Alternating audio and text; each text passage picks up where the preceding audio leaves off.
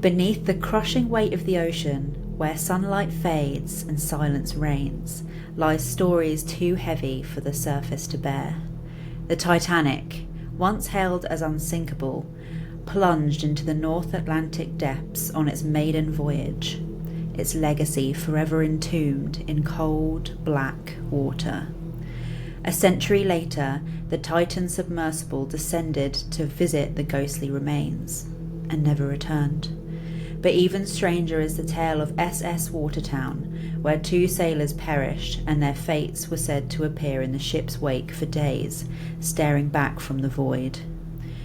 These aren't accidents, they're echoes.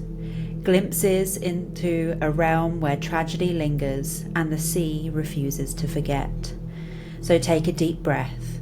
We're diving where few dare to go, and even fewer return unchanged.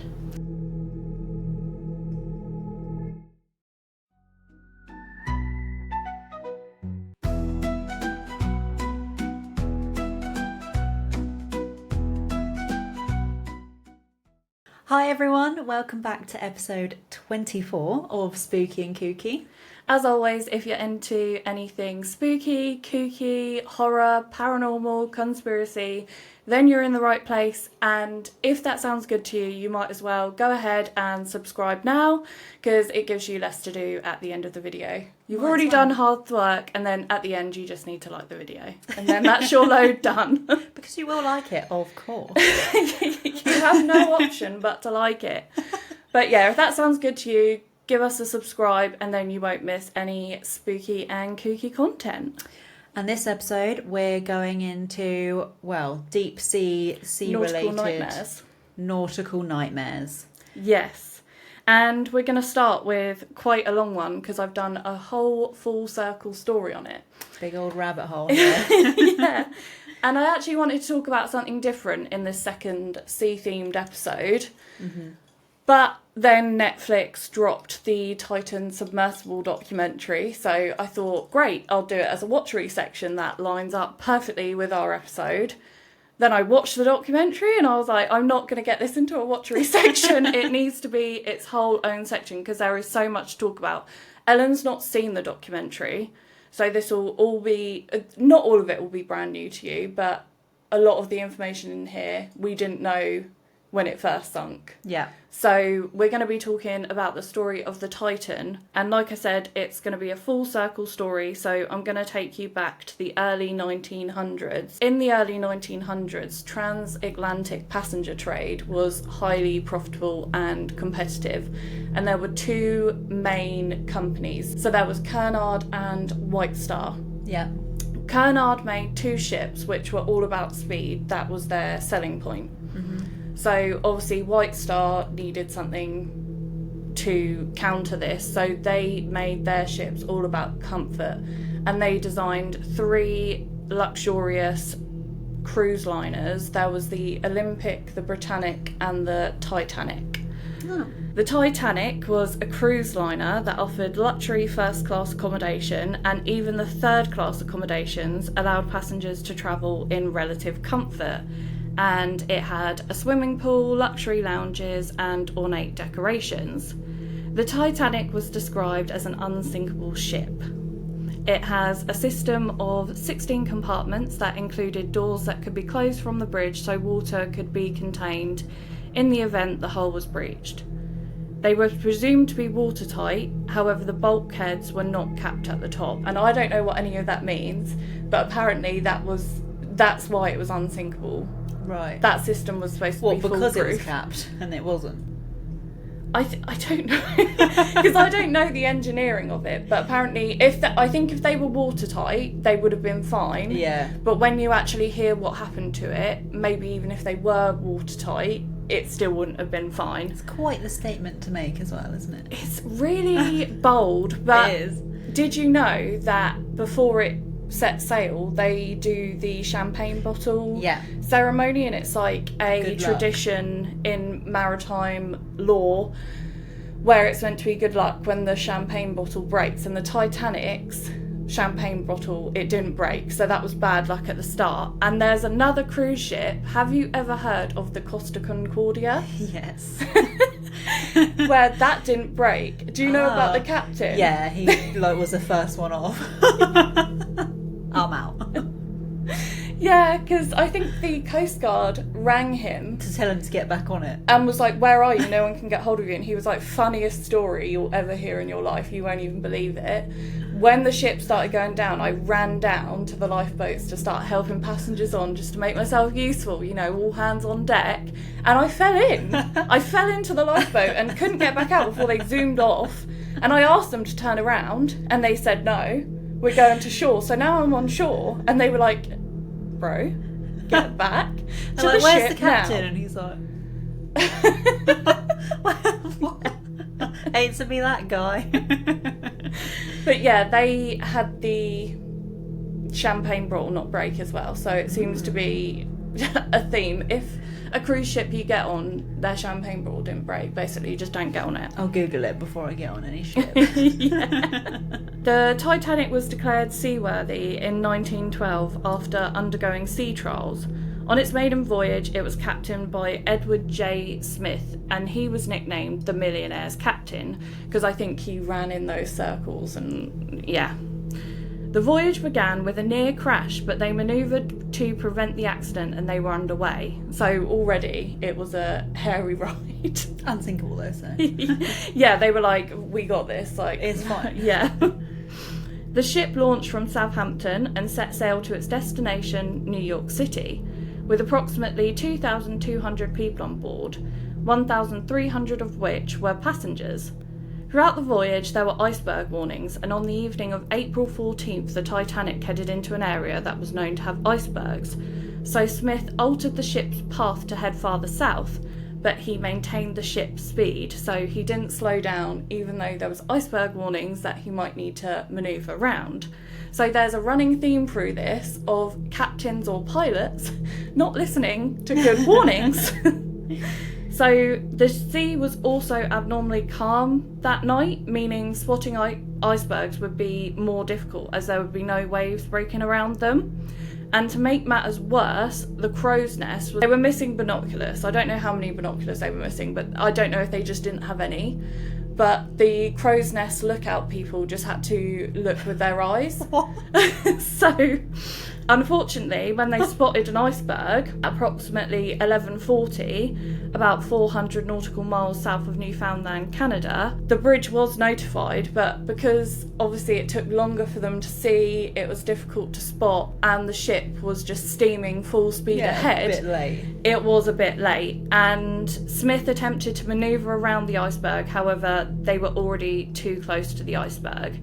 They collided and the iceberg ruptured the side of the ship, and at least 5 of the supposedly watertight compartments towards the bow were compromised. So I don't know if they literally just ruptured all, like, more than they were meant to, for it to actually work, even if they were watertight. At 12:20 a.m. on April 15th, a distress signal was sent. Unfortunately, any ships receiving this signal were too far away to mitigate the outcome of what was to come. The lifeboats were launched and there were orders of women and children first. The lifeboat's capacity could only carry 1,178 people, which is much less than everyone on board, and to exacerbate the issue of the lifeboat's capacity, the lifeboats were getting launched before they were even filled up. So only 705 people made it to the lifeboats out of 2,200. Jesus. Yeah. They'd be all the rich people, basically. Yeah, women. Because they're higher up as well. Although some rich women and children refused to leave their husbands. Oh, really? So they stayed. I'm guessing, do you know what? If I went on a cruise ship that was said to be unsinkable and had, I don't know, I'm always looking out for danger, so this wouldn't be me, but maybe they thought, we're not actually gonna perish, like, it's gonna be fine, I'm not gonna leave my husband here, like, we'll get separated. Yeah. So maybe that was the mindset, I don't know. I'd be out there. I'd be hightailing it on one of those lifeboats. I would not wait for my husband. The band were playing as the ship was sinking, and there are reports that water was reaching the band as they were still playing, and all members of the band perished into the icy waters as people looked on from the lifeboats. Smith gave the order of every man for himself, obviously when the situation got to that point, and his body was never found. The ship slipped into the water and disappeared beneath the calm surface. Many remaining passengers and crew members made the decision to plunge into the freezing cold water instead of going down with the ship and succumbed to exposure. More than an hour after the ship sank, the Carpathia arrived at approximately 3:30 a.m. and picked up all the survivors. The Titanic has been the inspiration for many books, movies and TV shows, and both fascinates and horrifies people to this day. The Titanic is one of the 3 most known words in the English language, along with God and Coca-Cola. What a combo! Yeah, and like I said, I've never seen the Titanic, and after doing this, I was like, I really want to watch it. Found it on Disney Plus, saw that it was 3 hours long, and I was like, all that tells me is you could have left some stuff on the editing room floor. I'm not watching something that's 3 hours long. I think you would have been disappointed, because I think you would have thought it was something completely different to what it is, because it is a love story. I need more ship sinking and less love story. Yeah. So days after the sinking, people wanted to find the wreck, but at the time, the technology was not advanced enough for this difficult mission, so serious attempts could not be made until the later part of the 20th century. In August 1985, Robert Ballard led an expedition from the US Navy research ship and launched a submersible with an underwater camera that gave a live feed for testing. So I don't know if they were just testing this underwater camera and stumbled across it, or they were going out to find it. It kind of suggests that they were just testing it and stumbled across it, but I don't know that for sure. The submersible was sent 12,500 feet to the floor of the Atlantic, and on September 1st, 1985, the first underwater images of the Titanic were recorded as its giant boilers were discovered through the murky depths. 2 years later, the first manned expedition was sent down to the wreck, and the wreck today is rapidly deteriorating and it probably won't be there much longer. Oh. And from what we can see, like I've seen the camera images and the video footage of it, it does look very decrepit. That's surprising, because you think it would be better preserved in Icy waters. Yeah. I don't know if that makes it more brittle, but you would think there'd be less sea life also interfering with it, because but obviously not. Sorry guys, we've got iced coffees today, so you might hear some ice clinking. It's a warm day. Yeah, it's hot as Satan's anus in the UK at the minute, and we're suffering in this sweat box. So, the story and legend of the Titanic caught the attention of a man called Stockton Rush. Rush was born March 31st, 1962 in San Francisco, and what does that tell you? The date he was born. 1962. March 31st. Oh, a fellow Pisces. He's an Aries. Don't. Oh, damn. 31st. Oh, yeah, the cut-off is the 20th, isn't it? Yeah, and that tells me all I need to know. Sorry, I panicked. I was like, oh my god, I don't know that year. What happened? This is a quiz. I saw he was an Aries and I was like, that literally tells me everything I need to know.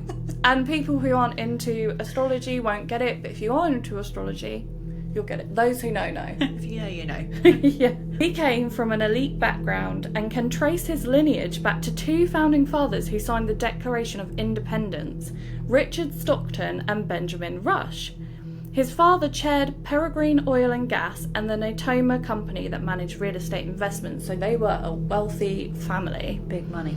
Yes, his wife Wendy Rush also comes from privilege and is the great-great-granddaughter of 2 first-class Titanic passengers who perished. The co-owner of Macy's department store Isidore Straus and his wife Ida Straus. Yeah. Rush earned a bachelor's degree in mechanical and aerospace engineering from Princeton, which his father, grandfather and wife also attended. Always makes you think of the Cinderella story. I was thinking exactly the same Princesses go to Princeton. But again, I think Princeton's a really prestigious. Thank you. If you guys still don't notice, I can't say my P's very well. I'm trying my best. I think you're doing alright, to be fair. Yeah. I sometimes stumble on the P's and the B's. So, but we'll get through it. They obviously came from a lot of wealth, and his wife also attended. So, yeah, she did as well. As a student, he trained as a pilot and kept a private plane at the Princeton airport. He took semesters off to fly DC-8s in Saudi Arabia during the Hajj pilgrimage, something that we can all just go off and do. So relatable, this guy. Yeah, if you're not doing that, literally, what are you doing? We all have the same 24 hours. So even though he has an engineering background, he was not a licensed engineer. Rush had dreams of becoming an astronaut and had watched Star Trek and dreamed of being Captain Kirk exploring the skies. That's not even Captain Kirk, that was Spock. I was trying to do it. Ooh. I've never seen it. So. No, I've never seen it, but I know they live long and prosper. However, the dream was cut short due to failing the required vision test, so he switched to engineering with a goal of being a passenger and began his career as a flight test engineer at McDonnell Douglas in Seattle. He then earned an MBA and moved to the Pacific Northwest to run the company Remote Control Technology in Washington, where he also built an experimental plane, which I think was fine and nothing was wrong with the plane. That wasn't a foreshadowing moment of this guy's inventions are absolutely top. It crashed into the sea. So it was clear that Stockton was smart and had a belief in himself, and his ideas would not be halted. The dream changed again after Richard Branson launched the first commercial aircraft into space. He did not want to be a passenger tourist, he wanted to explore. In 2006, he became interested in deep-sea exploration and began looking into purchasing a submersible. However, there were few available privately owned in the world, so therefore he built his own submersible, which, again, if something is just not available, just build it yourself, because that's going to work out just fine. DIY. This submersible, it was called Suds, and it was 4 metres long and was capable of diving 10 metres. Maybe he should have stopped at that depth. Yeah. So his focus changed from outer space to the oceans. That is interesting as well. Why? NASA. Why did he do that? He was like, oh, well, I want to see aliens. And then he found out, actually, they're in the water. They're just under the sea. But I do agree with that. But I think his was more like, I'm never going to be able to captain outer space. But there's no vision test requiring me to drive a submersible. So I'm going down, boys. Why did I feel sad that he's not going to be a space captain? We don't need that in space. He founded OceanGate in 2009, which was a company that wanted to increase access to the deep ocean through innovation. He oversaw engineering and financial strategies whilst providing a vision for development of crewed submersibles. He believed firmly that the sea, rather than space, offered humanity the ideal refuge if land became uninhabitable, stating that there would be bases underwater. And I find that strange because, yes, that's a perfectly fine belief to have, but you went in with the vision of that, and then you were like, scrap that, we're going to charge people $250,000 to go down to the Titanic wreck. What does that have to do with living underwater? Well, I'm guessing he probably, this guy must have spent a lot, and he's like, we need to recoup this somehow. I'm already having to make basically an Xbox controller for this. And basically I've just gone to B&M and got the supplies that I could for this one. Because I spent so much money on the one before and my plane. I'm just burning money at this point. So he set his sights on the Titanic wreckage and wanted to commercialise trips down so tourists who could pay the high price could see the wreckage with their own eyes. And I've got a theory on why he probably did this, but it will come in at the end. I've got to go through the whole story to circle back to it. So if I don't remember, remind me, which you're not going to remember either. So it's a surprise that might never come. Well, we'll remember. Stay tuned. So there are only 4 manned submersibles that can reach the depth of the Titanic, and the hulls are built with solid metal, usually titanium, known for withstanding intense tension and pressure, which is what you need if you want to go down to the depths of the Titanic. Yep. However, Stockton wanted to do things differently just to be different. He chose to build a submersible made of carbon fibre called Titan, something that had not been done before, and with good reason. As it had not been done before, everything was unknown, but there was also a lot of engineering knowledge and engineers being like, probably wouldn't use carbon fibre for it, but you go off. You do you. Shh. I know what I'm doing. Employees at OceanGate described the atmosphere as good at first. Stockton was enthusiastic about their mission and confident they could achieve it. However, the culture of the company soon became evident. Rush was vocal about those he did not like, dealing with employees in a concerning manner, dismissing people in front of others, becoming defensive when questioned, and blaming others when things go wrong. We all know those things are the signs of good management. Yeah. Good company vibes. His enthusiasm and confidence soon turned to arrogance, and he loved saying big swinging dicks. He admired Jeff Bezos and Elon Musk and referred to them as big swinging dicks, and he said that if he could pull off building a sub of carbon fibre, he himself would be a big swinging dick. So the man had dreams. Why? He could have picked any saying. I know. If your boss was going around saying that, I'd be like, maybe I need another job. This is not the one for me. Straight away, just got the resignation letter, like, just take my notice. Vibe is off. Yeah, I do not want to be here anymore. Rush viewed safety as a waste of time. He told a journalist, if you just want to be safe, don't get out of bed, don't get in your car, don't do anything. Don't go down to the Titanic in a manned submersible made of carbon fibre, I don't know. Bunch of snowflakes. That classic. Yeah, you're all too woke to get me. Yeah. So he felt regulations just slowed down innovation, and the commercial sub-industry was not growing because it was obscenely safe. He deemed himself a rule breaker, and in another interview he boasted that he has broken some rules to make this sub, but they had broken them with good logic and engineering behind him. So like rule breaker and safe don't go together. And also he thinks safety is a complete waste of time. What's the worst that can happen anyway? And he said this openly in interviews, so it just really makes me question, like, if I was going to go on this Titanic expedition, like, when it comes, and I looked up this guy in this company, I'd be like, probably not going to get in, actually. Yeah, if the price didn't put you off, the fact that this guy is an absolute I wouldn't listen to him and be like, if you just want to be safe, just don't get out of bed, and be like, no, I want to explore. I would literally be like, okay. Literally, you couldn't... Can I guarantee it's safe? No, because I don't care. So if that bothers you, don't come aboard. Literally, that's pretty much what he says later on down the line. He said, I think it was General MacArthur who said you're remembered for the rules you break. And Stockton, I think... He is. Yeah, you are remembered for the rules you broke. So you reached your goal. Yeah. You did what you set out to do. Rush's dreams of manned expeditions to the Titanic was no easy feat, due to the depth submersibles have to withstand extreme pressure, as well as dealing with unpredictable currents and the possibility of becoming trapped in the debris. However, these things did not stop Stockton. He had a vision and he was going to achieve it by any means necessary. OceanGate launched one of their subs, Cyclops 1, to the Andrea Doria shipwreck that lies off Nantucket. So Cyclops 1 actually had a different design to Titan. It had a steel hull as opposed to carbon fibre. So Titan is the only sub that was actually designed in the carbon fibre way. That was a different one. David Lockridge was an employee at OceanGate, and he was a submersible pilot and ran the submersible projects.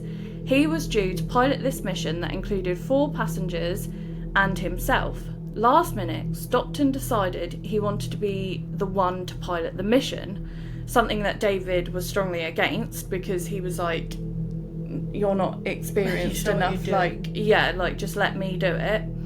But Stockton wanted to do what he was going to do and no one was going to tell him no, so they made a compromise that, yes, Stockton would pilot it, but David would go along with him in the submersible just to make sure if anything went hairy, he could get them out. So they reached the Andrea Doria and... just giving Legoland car driver's license.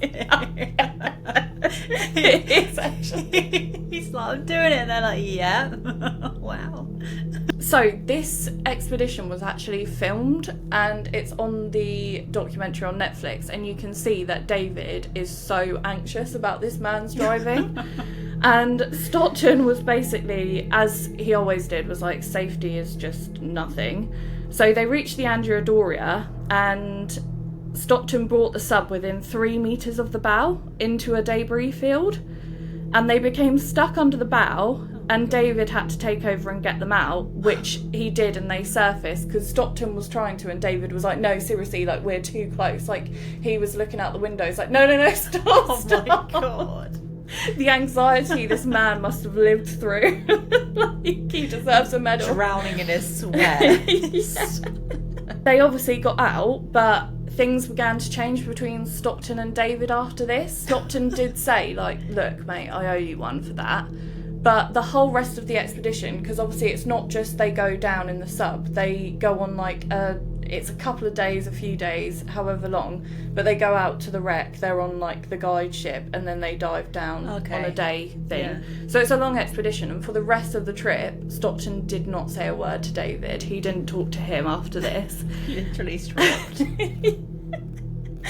And when they returned, David was left out of meetings about the building of Titan, which he was meant to be overseeing, and he was left out of email threads.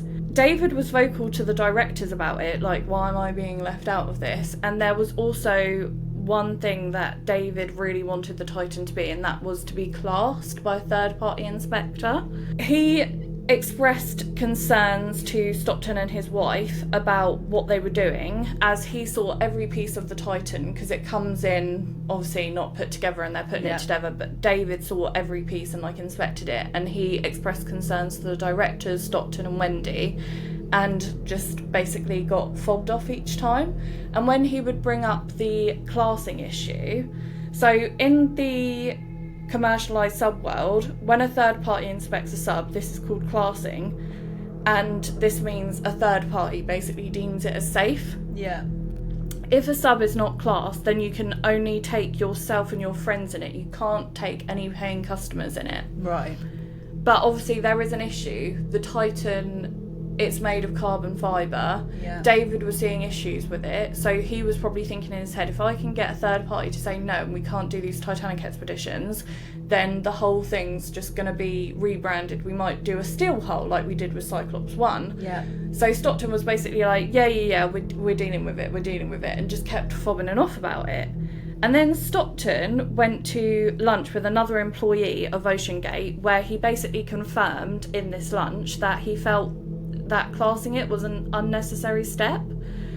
And the employee that he went out to lunch with just stood up from the lunch and was like, I'm severing all ties with this company. Like, I'm not doing this. Because everyone in the commercialised subworld would know that's such a bad move. Yeah. Which must, like, I can't remember if they said this, but it must be illegal as well if you're going to take paying customers down in it. If that's surely, a rule. Did he get around it because it was carbon fibre? Did that mean it... No, because it's still a submersible. It still does the same thing. Even if he has made it out of something that canoe would be made out of. Yeah. I haven't written this part down, but there was a bit in the documentary where it was saying about how the position of where he was going to do the dives, or the position of where he was based, the US Coast Guard basically couldn't get involved with it. So I don't know if that plays a part in it, but if he didn't get it classed, like, I'm sure that would be illegal, because it's a requirement if you're taking paying customers down, which we know he was. Basically, he said he wasn't going to do this, and the guy stood up and left. Stockton appeared to have the opinion of his ideas were too good for anyone to handle, and he became frustrated and angry when people would question him and would take it personally. David refused to dive the Titan without third-party inspection, as he was so concerned for the safety risks. So Stockton said to him, well, you go and inspect it then. If you want a third party to inspect it, just go and inspect it yourself. So David went and inspected it over a number of days. He carried out the inspection, did tests, took pictures, and he wrote all of his findings in a report. And the report detailed numerous safety concerns, and he sent it in an email to Stockton and the directors. And he thought this email was really nice, really well worded, and like they were going to sort out the issues that he had with it. But after they received the email, they pulled David into a meeting with the board of directors, with Stockton, with Wendy, with the head accountant, bookkeeper Bonnie Carl, and the director of engineering Tony Nissan. And in the meeting, I think you start to see how delulu this man actually was, because his mindset is crazy. He started off by asking David, what was the goal of this report? Which... Jealousy? You asked me to inspect it, so I inspected it, and I'm giving you the facts, and I'm more qualified than you, if you want to go there. David replied and said he was concerned for the safety of anyone going into the sub, including Stockton's. Stockton was very visibly angry in this meeting and shaking, and he insisted that carbon fibre could handle the compression, and anyone who said otherwise is full of shit. Based on what? He said, this is how we're doing it, period. And he did not want anyone in the company who did not feel comfortable with what they were doing, and was not going to force people to join his religion if they didn't want to. So, I said earlier, that's pretty much what he said. Snakes everywhere. Yeah. So other members in this meeting kind of were seeing what's happening, and I can just imagine them all side-eyeing each other in the room like, oh my god, this is so uncomfortable. But they started to kind of make their concerns known of Stockton. We kind of need David. You can't get rid of him. So they made their concerns known in the meeting, and David was like, guys, Stockton, it looks like Stockton's made up his mind. Yeah. And I don't want to dive in this thing anyway, if there's not going to be changes, so I'm out. And if he was still hell-bent on doing it, why was his wife and stuff not like... It's kind of weird, actually. People keep leaving now. David's saying it's a real bad idea. So in the documentary, they actually had kind of like a family tree style diagram of all the employees at Ocean Gate. So it had Stockton at the top, and then it goes down. And throughout the documentary, everyone just starts getting greyed out. I'm only going to talk about a couple, but mate, there was loads. And apparently towards the end, you said, why did Wendy agree with it? It basically became a cult of really small group of people within Ocean Gate that just believed in the mission so hard that nothing was going to waver them.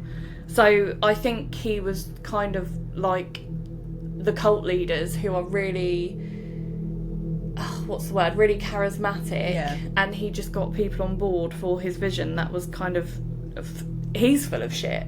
Yeah, I guess he really did fake it, but he just didn't. He faked it till he made it. So yeah, David basically said, well, I'm out anyway because A, I'm not going to compromise my professional integrity, and I'm not diving in this thing. Yeah. I just don't feel safe. So he left, and David felt let down about having to leave because he was basically pushed out because he was given kind of an ultimatum, like, well, I'm not going to change and you're not going to change, so leave. So he felt disappointed because on every single expedition they had done, they had concerns, but this was the first time that he had actually put them in writing, and he got treated like this. So David left Ocean Gate, and after this meeting with Stockton said to Tony Nissan, the director of engineering, that it would be nothing for him to spend 50k to ruin someone's life.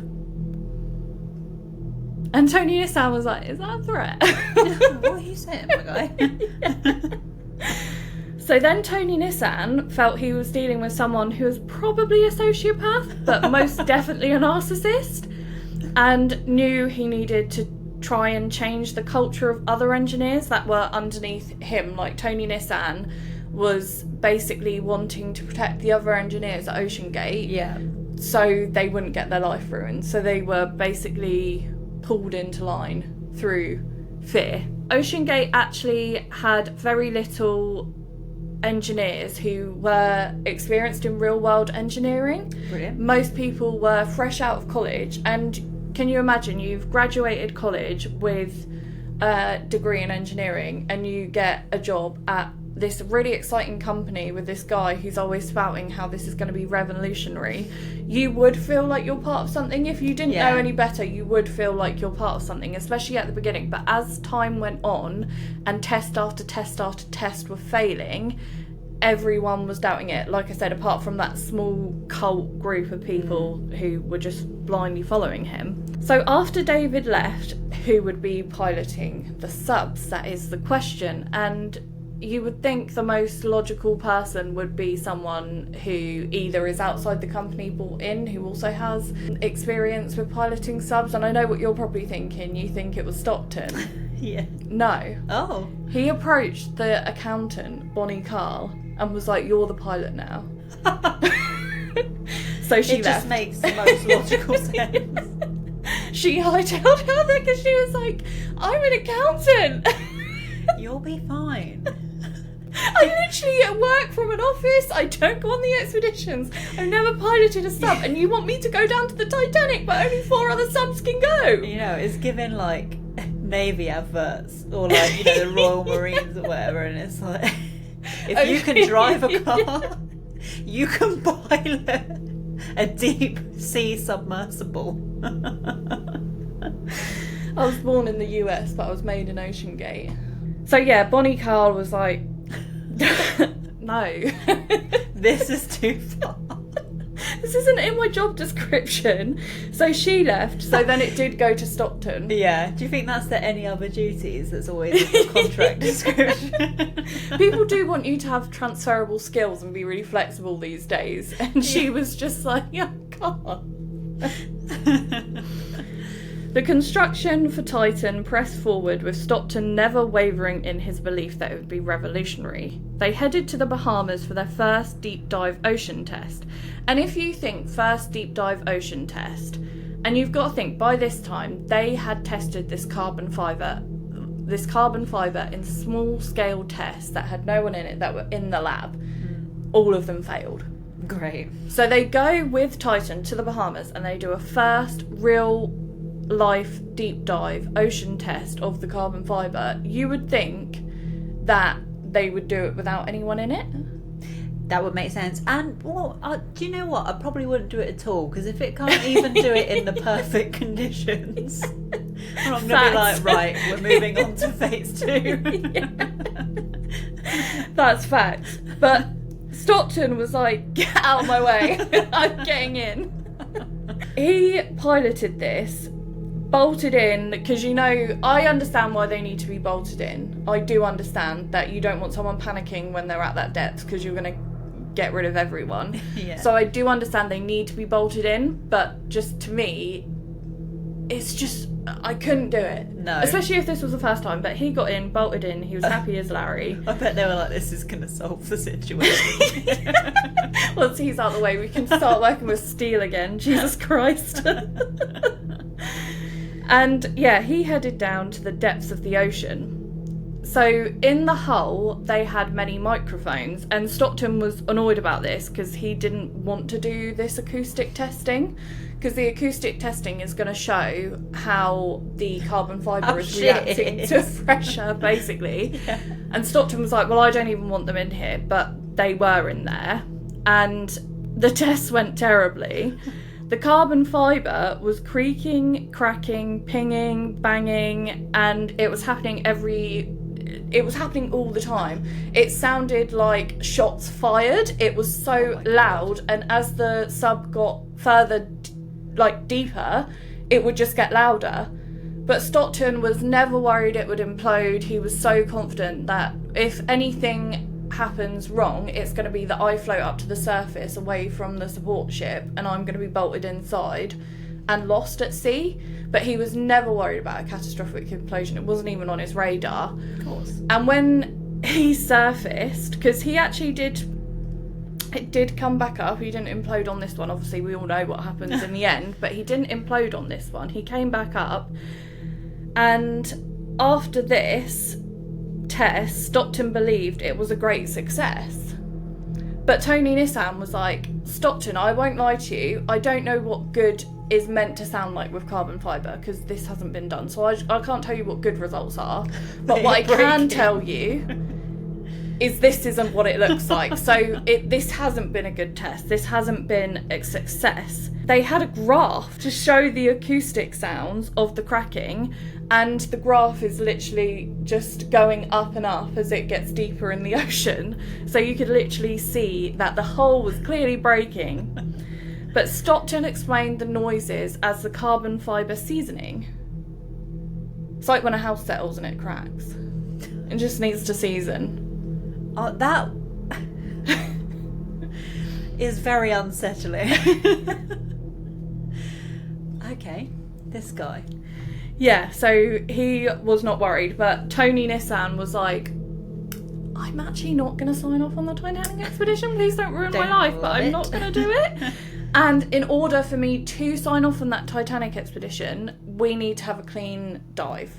We need to have a clean dive without these seasoning sounds.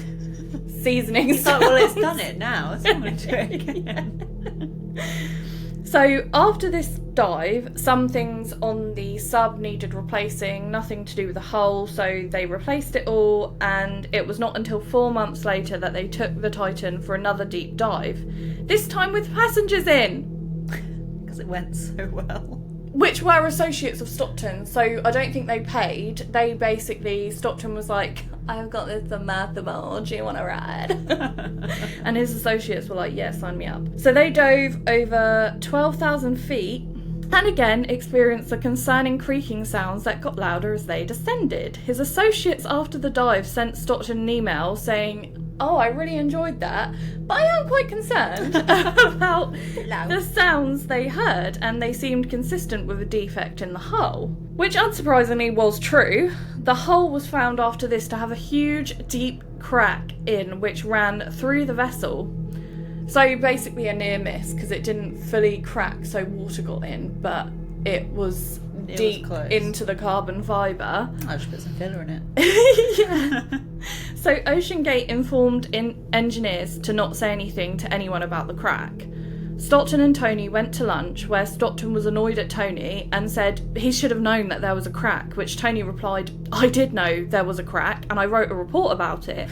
And Stockton said, well, one of us has to go and it's not going to be me. Tony and a few other engineers were fired and the decision was made that they would redo the hull.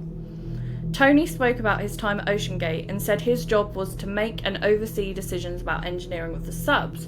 However, what actually happened was he made very few decisions about the subs, and all decisions came from Stockton, with an expectation that they would go unquestioned. So he was not driving the ship at all. David Lockridge, the pilot guy, after leaving the company, wanted to make his concerns public, so he filed a complaint which he thought he was going to be protected by this whistleblower scheme. Yeah. Turns out he wasn't. Great. So the scheme apparently does not prevent companies from retaliation, which I feel like that's the exact thing the scheme should do. What does it protect you from?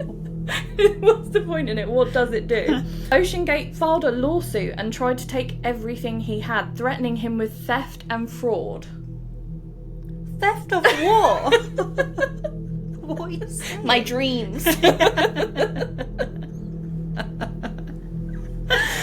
Oh my god. So David had to put his own savings into fighting this, but unfortunately the investigation was put on pause as the investigator they had like 11 or 12 other cases that were older than this one, and was basically like, yeah, I'll get round to it, but until I get round to it, you have to keep paying me. So David and his wife were like, oh, we really need to do this because ultimately this isn't safe and it needs to be, like, the public needs to know about this. Yeah. But we put everything we've got into this and we're just done. Like, emotionally, mentally, financially, we cannot handle this anymore. So they drop the case, and after they drop the complaint, it just goes away. Of course. So it's never heard of again. But honestly, David Lockridge deserves a medal. I'm pretty sure, what did he call him? He called Stockton on the documentary, I'm pretty sure he said wanker, but I could be wrong. He's Scottish, and he was like, he's a wanker, and that's on camera. It was something like, it was some sort of insult, but yeah, it was. He's a G. The second hull was beginning to be constructed, and again the hull failed small-scale tests, but they still continued, and this was with carbon fibre. So it had already failed every single small-scale test. It had failed real-life dives. The acoustic tests were terrible. And instead of just being like, okay, let's just do steel, let's just do titanium, Stockton was like, no, continue with the carbon fibre. I want carbon fibre. Many engineers had concerns that the carbon fibre hull was just not the right way to go, and many OceanGate employees refused to get in it and dive it. Yeah. And a lot of them actually left because they were like, there's no way I'm bolting passengers in here. It's a death trap. Yeah, literally. So they all left. Summer 2022, OceanGate began their second season of dives. They had 5 expeditions per season, and each expedition had multiple chances to dive down to the Titanic. OceanGate has a rule of that if any 3 things were off or not optimal, which does sound a bit odd because this is like the only safe thing they ever did. So if 3 conditions or 3 things failed on the actual day of the dive, they wouldn't dive. That was their rule. If 1 thing didn't go right though, they would still dive. If 2 didn't go well, they would still dive. But if 3, that was too much. So a lot of times they would get in, like passengers would get in, be bolted in, be ready to go. Either they would be brought straight back out because things went optimal, or they'd go down a bit and be brought back up and then got out. So a lot of dives would actually be cancelled, and they, in their second season, they had actually only managed to dive down to the Titanic 9 times. So if you think there's 5 expeditions and multiple chances to dive down to the Titanic, that's not a lot of times. And if you're paying that much money, I'd be really annoyed. I hope they get a refund if they don't go down. Would you think now, like, thank God it was cancelled? Because yes. Yeah. There was a YouTuber, I can't remember his name. Sorry to whoever the YouTuber is. He went on the Titan. The day before the final dive, and he got bolted in. He was sat there. He said my feet were literally like on the window and I was looking down, but they got brought back up and he never went down. And he was crying on the documentary because he was like, it's just so like, damn, like that could have been me. So yeah, you would think that, but I wonder if they did get a refund, because I can't imagine, like, I can imagine the email would be like, we'll get back to you in 3 to 5 business days, and then just never hear from them again. It just says thanks for your email. Yeah, they don't have a number to call either. They're one of them. Spring 2023, their 3rd season began, and in between seasons, people were like, Stockton, you can't store this thing in freezing cold conditions because water could get in and expand, and it's going to weaken the hull even further than it already is, because it's already not doing well. So and please, I imagine he really took that on board because he was really receptive to feedback. So I think it was like too much money, or there was some sort of issue where they were basically like, let's just leave it in the dock of Newfoundland in Canada in the winter. Oh, it's known for tropical climates. In the dock. So it was left in freezing cold conditions, more than likely. On their penultimate dive, a huge cracking sound was heard at depths far before the Titanic wreck, and data was showing the cracking was getting louder in shallower waters, meaning the structural integrity of the sub was becoming weaker. It seems that when you go on an expedition with OceanGate, bearing in mind you are bolted in to a small cramped space that is cold and damp, diving deep down into the ocean, I could not find anywhere that if you were a passenger, a paying passenger, you would get any training on what to do. To be fair, training on what? Because if it goes wrong, it's going wrong. But don't you think some people would think, oh yeah, that's sick, I would love to do it, get in and be like, get me out of here, I don't want to do it. But yeah, the first time they ever sat in the sub was just before they got bolted in, and then they were bolted in and going down. You would feel claustrophobic, wouldn't you? You're going down to the depths of the freaking ocean. Just, like, even if I was sat in there and bolted in and I wasn't going anywhere, I'd still be like, yeah, because you're cramped as well. You can't even sit up. You're hunched over. You're with 5 other people. Yeah, my back would be broken at the end of it. But I just found that really strange that they never even gave people like a simulation of like, this is what it might feel like. This is how cold it's going to be. Yeah. This is what you're going to be sat like for 9 hours. Damn. Yeah, maybe you do some stretches, bring some of those stocking sock things. Yeah. But maybe, like I said, I couldn't find anywhere where they did that. Yeah. And I'm pretty sure the YouTuber said they never sat in it before they actually got bolted in. So it seems like they didn't, and that to me is just mad, because I think so many people who would think, I would never get in it, so I can't relate, because I would never want to do it. Yeah. I'd be too scared. But some people who think, oh, that's sick, I would love to do that, they would get in and think better of it. I personally think. Ocean Gate basically encouraged people to have a different type of experience than other commercialised subs. If you were a passenger with Ocean Gate, you weren't just a passenger, you were a mission specialist, and you would be expected to do things that crew members would normally do. And Stockton's like on the documentary, like, yeah, it's nothing like important, but it's just like jobs they can do, like monitor these things over here, and he's just so blasé about it. Monitoring anything. I'm just a passenger. I wasn't coming. Do I get paid? I'm paying you to do free labour. Yeah. Nah. Like, it just seems so bizarre to me. All of that just So seems sketchy. really weird. It was noted, it was probably, just going back to that point, it was probably because so many employees had left Ocean Yeah. Gate, there was such small employee numbers left that Stockton was like, how can we just get people to do it without it looking like free labour? Let's make it fun. You're a mission specialist. They get a little badge, like a sheriff's badge. Certificate at the end. So they sold it as a unique experience. Well, it was. So it was noted that the acoustic test basically said, this will fail.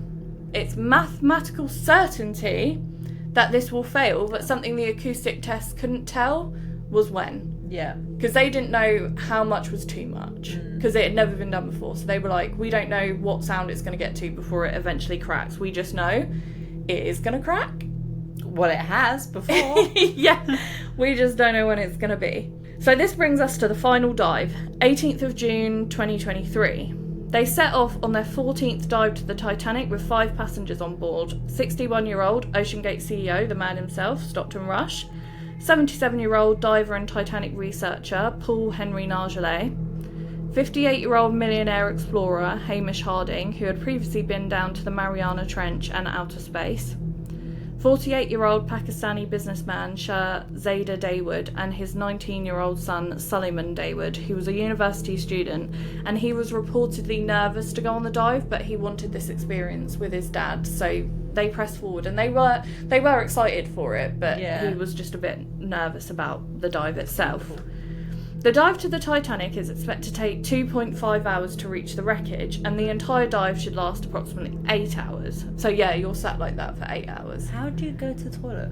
They had that little chemical toilet thing and a little curtain. Oh. But they basically said don't eat a lot before you go on it, because only number ones, please. Because if you do a number 2, everyone's going to be miserable. Oh. You get a nervous stomach as well. I know. I've ruined the dive for everyone. I drink an iced coffee, like, it'll be fine. As Yeah. soon as I get in, it's like... You just get bolted in and you just hear the, like, you feel the cramps and you're like, guys, I'm so sorry. At 8:55am, the Titan is launched from the Polar Prince, which is the support ship, with its 5 passengers bolted inside. 10:47am, the Titan sent its last message to the Polar Prince saying drop to WTS, which I'm guessing means waits. 6 seconds after the Polar Prince received this message, its last ping from the Titan came in, and about this time the US Navy detects an anomaly consistent with the sound of an implosion or explosion. 10:49am, the Polar Prince messages Titan that is lost tracking but received no response. 3pm, the Titan is due to resurface, but there is no sign of the submersible. 7:10pm, the US Coast Guard is notified, and on June 19th the search begins, which I think is quite a weird timeline. So 10:49, they message it saying, we've lost you. Yeah. But it's not till 3pm. So do they just wait? They're like twiddling their thumbs until they realise, oh, they're not actually coming back. And then it takes another 4 hours to notify the Coast Guard, even though they might be bobbing somewhere in the ocean, which it would be better to have all resources on deck for that. Do you think they were just freaking out and they were like, we've got to get this straight? What? Yeah, we're going to be fucked. Yeah. And what's even weirder, I'll say that in a minute because it's in the timeline, but I'll come back to that. So the story captured worldwide attention, and some news outlets, when covering the story, even had a live counter of the amount of oxygen the Titan had left. That was quickly running out. So the world watched and waited to see if the sub could be retrieved with all its passengers surviving. And I will put my hands up. I was following this story so closely. We all did, I remember, in the chat. Yeah, the group chat was popping. Much left. But I remember the night that it was due to run out of oxygen, I stayed up. Did you? Until it ran out, and I was like, oh. That's it. Yeah, because I was waiting for them to be found. I don't know why I had such blind belief, but obviously we didn't know all of this. If I knew all of this, I'd be like, but why are we even looking? They're obviously imploded. Yeah, I feel like it's one of those things that if something goes wrong down there, it's probably that's going to be it for you. But because they had the live oxygen counter, I was like, oh, it's going to be like within 1 hour, and they find them and they get them back up. They definitely knew, I reckon, straight away what the situation was, and they were like, we can't say it straight up, we've got to put on this facade. And it's going to sell. Because it did. There was also, as when things like this happen in this day and age, there was also loads of memes bobbing around the internet. And I know that loads of people don't like this, and they say that it's sort of like things like this are rotting our brain. But if I didn't have this like humour in situations like this, I wouldn't have a brain to rot. Yeah. It really saves me. It's the only thing that keeps me going. It's like the ones at the minute about World War III. That would make me so anxious if there wasn't like starships playing over it. It stopped me sleeping, the thought of it. I mean, realistically, what can we do? Nothing. But it doesn't help me sleep at night. But the memes in between the news stories of it, like I see a news story, my anxiety goes up, then I see a meme and it comes back down. So it helps regulate me. Yeah. I'm a true millennial. I really enjoy all of that. Have you seen the one? It's like the UK troops coming out and they're doing the camp rock. Yeah, you sent it. I did. Yeah, you did send that to me, and I did. Feel so much better. I cracked up at that. Also, what was happening around this time on Twitter, and I'm going to call it Twitter, I'm not going to call it X, because to me it's always going to be Twitter. Yeah. When you make a post on Twitter, it's called tweeting. What does the post mean on X? I don't even go on it. You make anymore. a Y. It's shit. It's stupid. Is that I'm calling legit it what Twitter. it is? No. No, I'm saying, what the hell could it be? But I just think it's stupid. I'm not calling it X. I refuse. I hate change anyway, but I'm certainly not changing Twitter to X. Twitter is Twitter, and it will always be Twitter. I don't even have the app anymore. I don't want to... I hate it when I say Twitter and someone's like, oh, it's X now. And I'm like, yeah, I actually know. I'm aware. I know, I just don't care. But anyway, that wasn't the point. The point is, around this time, on Twitter, Hamish Harding's stepson was coming under quite a lot of fire because during the search for his dad, who was missing in the submersible, or his stepdad even, he went to a Blink-182 concert, and I was just like, if any of my family or friends go missing and I've got tickets to see Blink... na na na na na na. Oh yeah. Oh, I mean, what? And I thought, what can he actually do? They're missing in. Yeah. Like, what did you want him to do? So I was in full support. I think I even tweeted about it, or I made some sort of post about it saying I would go to Blink if I was missing my left arm or something. Like, there's no way I'm missing out on that. So yeah, he came under fire. June 20th, the US Coast Guard actually picked up sonar banging sounds, which people speculated could be people from the Titan. So I don't know if you remember that. People made memes of it, like, let me out. Oh my God. Let me out. Jesus. I know. And I know we're talking about such a morbid topic, because ultimately 5 men did lose their lives. But we've got to sprinkle some humour in there. And I know you shouldn't speak ill of the dead, but you I'm can not speaking ill of anyone else other than Stockton, but you can criticise his decisions. Absolutely. Which tie into him as a person. So anyway, they picked up these sounds and they sent a distress signal, or they were speculated sending a distress signal, but this was just proved later on to be normal ocean sounds, which I think surely you would know that. Yeah, that's kind of worrying.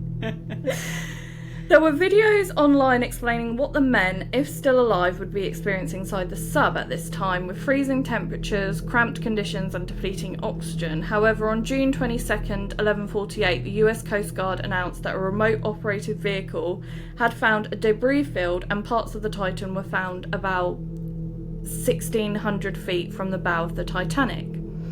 Based on the debris, it was believed that Titan had suffered a catastrophic implosion. Now, the thing I said I was going to come back from, not the other thing way in the beginning, the other thing I said... Yeah, it's coming. The other thing I just said a minute ago about, do you think they knew? And they were just like, fuck, we need to get our story straight. So on May 22nd, 2025, really recently, some video leaked.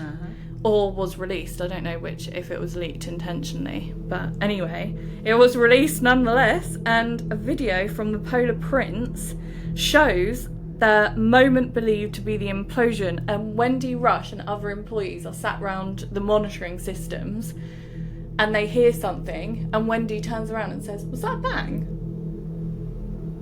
Oh my god. So people now are like, she knew. Yeah. And they still had millions of dollars worth of resources out looking for a submersible that was still down there. It really doesn't surprise me that they knew. Well, we don't know for sure that they know. That is obviously speculation. That did they know that that bang was the implosion? I think so. I mean, there's surely that's something that you can't mistake for anything else. Surely. Especially because it wasn't like the normal cracking sound. She literally turned and was like, "What's that bang?" Must have been someone slamming the door. In the Titan. Yeah. Even though Stockton had full belief in his design, I'm going to go over why this was such a terrible idea. The Titan sub, as I said previously, had a carbon fibre hull instead of the usual solid metal construction of other subs. This is a cheaper alternative, and while it is strong, it is unpredictable when dealing with compression, something that needs to be able to deal with in order to go to the depths of the Titanic, which he was told over and over and over again. Yep. The Titan did have titanium end caps though, but the two different materials have different compression and expansion rates, and as they would need to be joined together, there was an increased likelihood their watertight bond would worsen over time. A US Navy captain, Alfred McLaren, explains that at those depths it takes leak not much wider than a diameter of a human hair to cause implosion. Wow. Most submersibles are spherical, which evenly distributes pressure, but the Titan was oblong, causing an uneven distribution of pressure. The Titan was also bigger than most submersibles that would allow to carry 5 passengers instead of the 3 that other subs could carry. So this means greater pressure being exerted on the vessel, especially at the midsection. That's basically the story, and I'll go back to the thing I said about that I might have forgotten, but basically this is all speculation because I have no way to prove if Stockton ever said this or if his best mate has even said this, but I've seen a story recently that Stockton's best mate has come out and basically said Stockton wanted this to happen. He wanted to immortalise himself down with the Titanic, because if we remember, what are the 3 most well-known British words? Yeah. He wanted to be part of that story. He wanted to be immortalised in that. And I have to say, thinking about it, even though he wasn't a licensed engineer, he had a Princeton degree of an engineering background. He had so many people telling him it wouldn't work. He had built other submersibles with steel that he could have used or upgraded to be able to go down to the Titanic. Yeah. All the tests were failing. Tony Nissan, I believe it was either Tony or David, I think it was Tony, said on the documentary, I just don't think Stockton knew the risks. I don't think he understood the risks. I think that's impossible not to understand the risks at this point. I don't think you can be so arrogant to not understand. I don't know, because I feel like if he started off... He obviously started off with big dreams, wanting to be a fictional character up in space. But then he started making planes. Then he was making subs and they all work. So I feel like his ego just got bigger and bigger and bigger. And then he had his little group of followers, and they were all Yeah. geeing each other on. He was like, "Yeah, we are gonna be Yeah. like, I'm gonna down be in history. revolutionary. Yeah. Like, I'm just making history right now. No and one's all gonna these know any of people- your names. Yeah. Just mine. You're all haters. You're all Yeah. out to get me. And when I succeed, you're all gonna be Yeah. sorry." And I genuinely think he was probably that deluded, and he was just at the point where he couldn't hear anything else because it was gonna succeed. So I do think he was absolutely delusional. And I kind of see how he could have G'd himself up with the people around him to just be like, this is going to work and there's no way it would ever fail. Yeah. I just find it so hard to believe that he didn't understand what he was doing. And the fact that I think because he took passengers down in it without getting that third party inspection because he knew it would fail, he must have understood the risk to know that it was going to fail the I think third party inspection. Yeah, I think he was aware Yeah. of it. I just don't think he thought it was going to happen. Yeah. And then if you think about it, if he just took himself down there and it imploded, yes, people would talk about it. But I think the fact that there was passengers makes it a lot more of a story and a lot more of a tragedy that people were going to talk about. To be fair, if that was his plan, which obviously we'll never know, I don't even know if his friend actually said that. So like I said, this is all speculation and it's just a theory. But I think he's just immortalised himself in the most worst way you But you could think want to. if his way was like to immortalise himself, I just think of cults where they just wipe out their cults. You'd think he would take his wife down, Yeah, his like poor his wife. big supporters. If Yeah. that was his goal, I would have thought he would want to take them all down with him. Because I'm pretty sure Ocean Gate employees are, because the Netflix documentary showed them in court. Yeah, so to me, if that was his goal, you would do that and you would just Yeah. take your wife and everyone. Because and I do go think out. his poor wife, like, Yeah. and everyone else who got dragged into it, like Tony Nissan sat there trying to answer questions, and his little smartwatch is beeping, and he's like, "Sorry, abnormally high heart rate."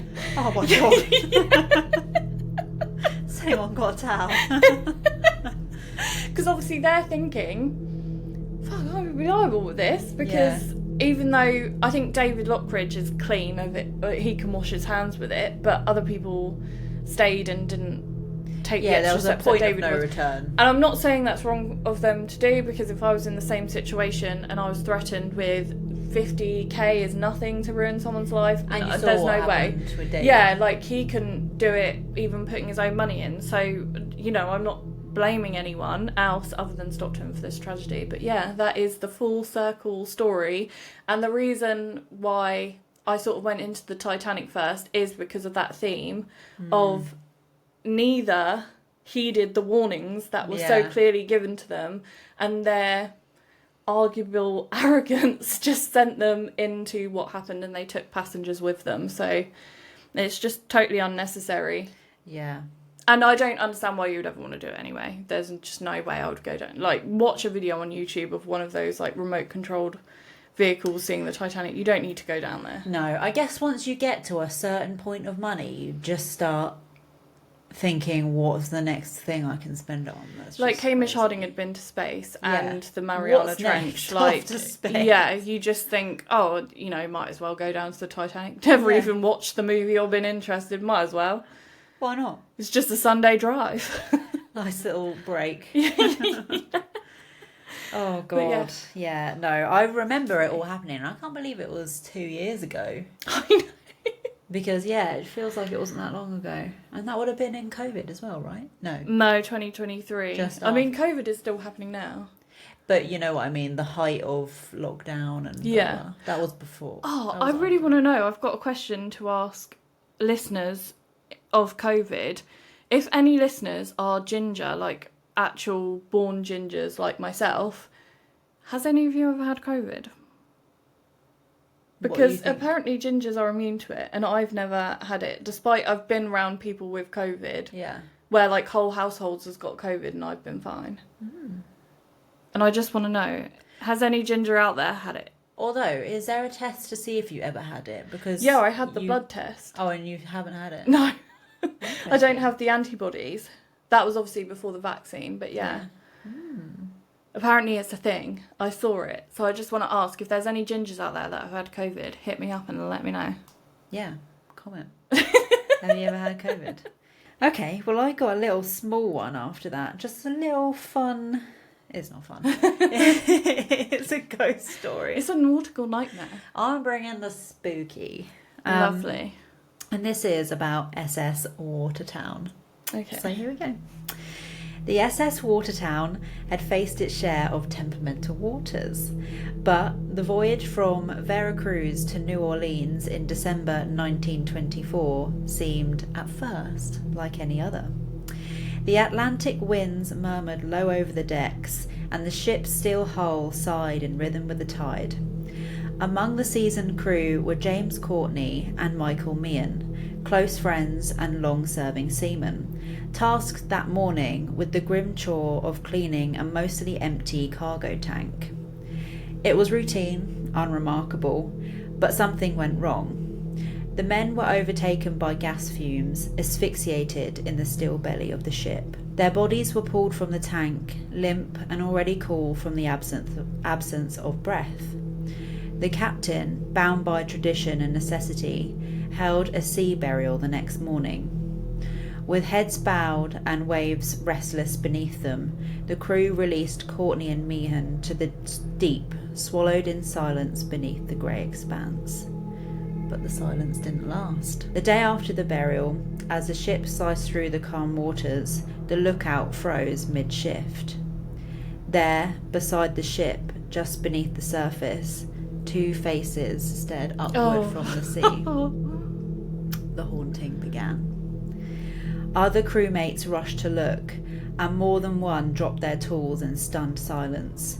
The faces reappeared again the next day, and again. Calm, expressionless, unmoving, as if floating on the very skin of the ocean itself. Oh, it's giving me like Yeah.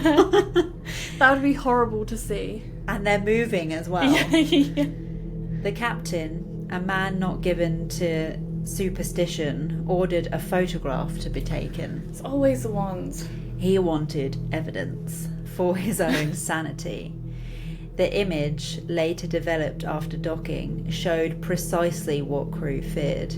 Two ghostly faces pressed beneath the water's surface, pale and blurred like spectres trapped between the veil between the worlds. Word spread. The photograph, examined by the Burns Detective Agency, a respected firm at the time, was declared unaltered. Not faked, not tampered with. Whatever was captured on film had been there. No mechanical fault or natural explanation satisfied the doubters. These weren't illusions of light from sea or foam. They were specific, familiar, and impossible. The crew, once hardened and rational, disembarked shaken and quiet, their laughter left somewhere out there with the waves. The Watertown sailed again, but not with the same crew, and few volunteered to return. Because out there, east of the Gulf and west of Reason, the sea had remembered what it was given and refused to let it go. And I'll show you the picture. Oh, you've got the picture. I was going to ask. Picture. Yes. Of course I've got the picture. Oh, is it going to scare me? Oh, they're proper poking their head out. Yeah. And they kind of look like they're smiling. Oh, so they look like... Hang on, let me see it again. One kind of looked like... Yeah, the one on the right looks like it's smiling, and then the other one looks like a ghoul. Oh, so it looks like... To me. Yeah. That is creepy, though. And that was in the 1920s. They couldn't have faked that. They were on a ship, so how they would were they moving. do that? Yeah. So even if they had floated up, they wouldn't be just carrying on next to them every day. No.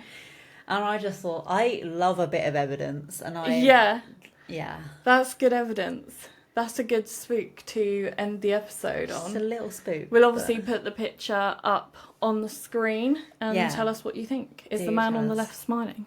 Yeah. Mischievously. Either way. What the hell? What do you think it could be other than ghosts? Because to me, don't you think when you see ghost pictures, sometimes it's a bit like, if I really look, I can maybe see something.